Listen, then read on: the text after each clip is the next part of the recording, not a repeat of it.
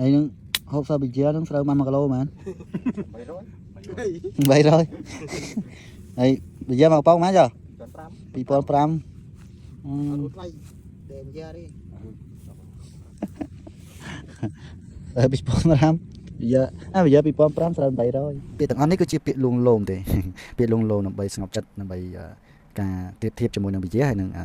ស្រូវអញ្ចឹងណាបាទការពិតទៅវាអត់ទៅការប្រៀបធៀបចំណែកនោះទេកសិករត្រូវការតែតម្លៃអសមរម្យជាមួយនឹងការចំណាយអញ្ចឹងណាបាទហើយជាកសិករខ្មែរខំប្រឹងធ្វើស្រែតែបានតម្លៃថោកណាហើយគ្មានប្រាក់ចំណេញទេហើយតើត្រូវរកមធ្យោបាយជួយកសិករនឹងដោយប្រសិទ្ធភាពឬក៏យ៉ាងណាអញ្ចឹងណាបាទហើយទី1គឺតាមរយៈការពង្រីកទីផ្សារក្នុងស្រុកទៅហើយនឹងបង្កើនគុណភាពនាំចេញទៅទីផ្សារអន្តរជាតិទៅអាហ្នឹងគឺអាចតម្លៃទៅដល់នឹងស្រូវគឺអាចនឹងមានការថេអញ្ចឹងណាអានឹងការយល់ឃើញណាបាទសម្រាប់ជាកសិករបើសិនតែតម្លៃហ្នឹងក៏បានដែរតែឲ្យតែ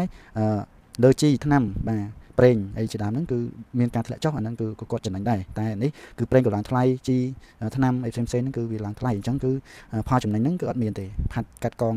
មិនសិនច្រូតតិចទៅវាយដីវាយអីតិចទៅគឺវាអស់ការចំណេញបាត់ទៅហើយអញ្ចឹងណាអញ្ចឹងគឺសម្រាប់កសិករគាត់រកបែបហ្នឹងបើសិនតម្លៃហ្នឹងតែបើសិនថាទៅលើនឹងជីលើការចំណាយនឹងវាធូរដែរហ្នឹងគឺគាត់អាចរកផលចំណេញបានច្រើនហើយមិនបានច្រើនទេគឺអាចផ្គត់ផ្គង់គ្រួសាររបស់គាត់បានស្រួលអញ្ចឹងណាបាទហើយគាត់ក៏អត់ល្អដែរតម្លៃហ្នឹងក៏ជាតម្លៃគាត់ត្រូវយកដែរតែសំខាន់ឲ្យតែការចំណាយនឹងដូចជាជីដូចជាថ្នាំបាញ់អីជាដើមហ្នឹងគឺមានការធ្លាក់ចុះបន្តិចទៅគឺអាហ្នឹងគាត់អាចទទួលយកបានអាចសមរម្យនឹងទទួលយកបានអញ្ចឹងណាបាទនិយាយទៅគឺក្នុងវិស័យកសិកម្មបើយើងប្រើពាក្យថាអាចចំណេញនោះអីបើក្នុងជានាមជាកសិករយើងមិនគួរប្រើទេស្ដាប់ទៅវាកំសត់ណាចំពោះកសិករណាអញ្ចឹងយើងមិនដឹងថាត្រូវដោះស្រាយបែបម៉េចអញ្ចឹងសម្រាប់ការធ្វើម៉េចដើម្បីការបង្កបង្កើនផលហ្នឹងបានផលចំណេញខ្លះអញ្ចឹងណាបាទ